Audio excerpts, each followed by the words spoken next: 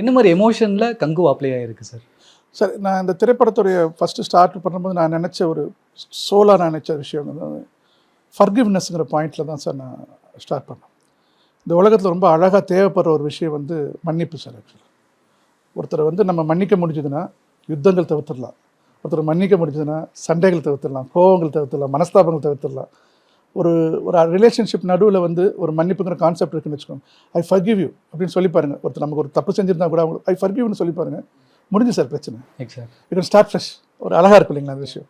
So நான் பேசிக்கலாக என்னுடைய எல்லா திரைப்படங்களும் நான் எடுத்துக்கிற ஒரு சோலில் நீங்கள் பார்த்தீங்கன்னா இந்த மாதிரி ஒரு கோர் எமோஷன் தான் எடுப்பேன். ஆக்சுவலாக இந்த படத்துக்கு நான் எடுத்திருக்க எமோஷன் வந்து மன்னிப்புங்கிற கோர் சொல்யூஷன்.